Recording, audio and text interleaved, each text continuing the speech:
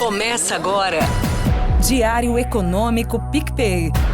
Uma análise das principais informações que impactam os mercados, A economia global e do Brasil. Apresentação Marco Caruso. Fala, turma, bom dia. Hoje é quarta, 15/5 e este é o seu Diário Econômico.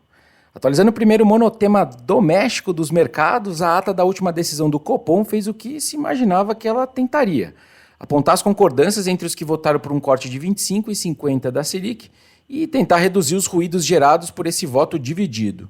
Diz o documento que a ala que votou por um corte maior preferia manter a sinalização dada na reunião anterior pelas dúvidas que se tinha se o cenário realmente tinha mudado o suficiente. E para eles, levantar essa dúvida numa reunião não deveria ser confundida com uma leniência com a inflação. Essa ala dos 50 pontos base acredita que no final das contas, as projeções de inflação seriam mais afetadas pela taxa de juros final e não pelo ritmo em que se chega lá. O que pressupõe que todos, então, talvez tenham o mesmo cenário básico para a Selic final. O resumo da ópera é que alguns queriam chegar lá mais cedo, outros mais devagar. Mas enfim, como todos partiram do compromisso com a meta e do juro necessário para isso, para a inflação e para a meta, e considerando que as expectativas de inflação voltaram a piorar, então, obviamente, aumentou a probabilidade do ciclo de cortes terminar já na próxima decisão. E esse foi o entendimento da nossa rotina de inteligência artificial, que tenta ler o tom do documento, e também foi o entendimento do mercado, que colocou 2/3 de chance da Selic de fato fechar nos 10,5 atuais. Foi interessante também acompanhar a entrevista do diretor Paulo Piketty à Bloomberg na terça-feira mesmo. Ele deu um puxão de orelha, educada, obviamente, na fala do Roberto Campos Neto lá no FMI de semanas atrás. Abre aspas. A comunicação do presidente aconteceu num evento e, honestamente, não sei se ele tinha o objetivo e a intenção de transformar isso numa orientação, mas acabou sendo o caso. E completou que o Copom deveria priorizar mecanismos oficiais de comunicação, que eu concordo totalmente, acrescentando que as observações do Campos Neto não foram completamente discutidas no comitê.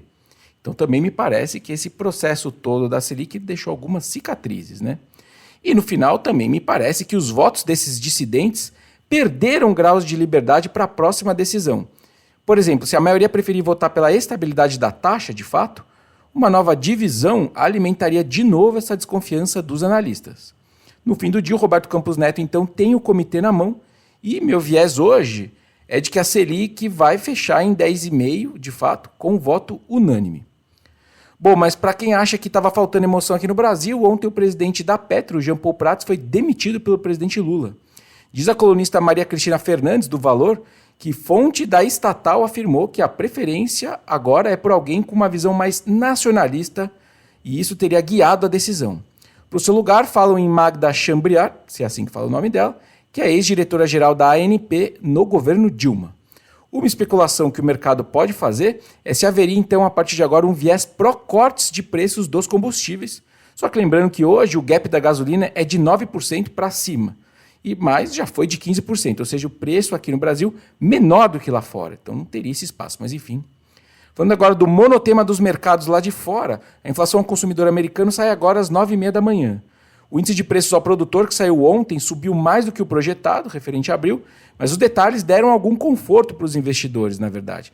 Primeiro porque algumas categorias-chave que alimentam a medida de inflação preferida pelo Banco Central foram mais moderadas. E segundo, porque teve uma revisão dos números de março, que agora foram revistos para uma deflação. O PPI geralmente sai depois do CPI, mas não foi o caso dessa vez. E aí, com mais informações nas mãos, os mercados reduziram o receio de uma surpresa altista para o dado que sai agora. Se vier, então, em linha com o que o mercado está esperando, a inflação anual americana daria mais uma desacelerada, mas ficaria ainda acima de 3%. Para terminar, outro dado bem relevante são as vendas no varejo americano também, que sai no mesmo horário do CPI, então vai ser um dia bem carregado. Os dados mostram que aquela poupança em excesso do americano que ele acumulou no pós-pandemia zerou depois de 4 anos, zerou agora. Mas isso não deve se traduzir em números mais fracos de consumo necessariamente. Porque, por exemplo, o efeito riqueza que o americano tem das bolsas e dos preços de casas que estão nas máximas mantém o consumo do americano aquecido, ele sente esse efeito riqueza. Só para você ter uma ideia, o patrimônio líquido das famílias americanas está uns 15 a 20 trilhões de dólares acima da tendência do patrimônio pré-pandemia.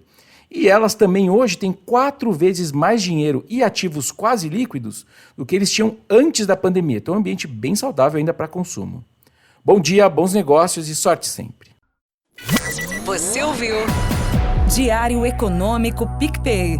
Uma análise das principais informações que impactam os mercados, A economia global e do Brasil. de segunda a sexta, às 6 da manhã, no Spotify e YouTube.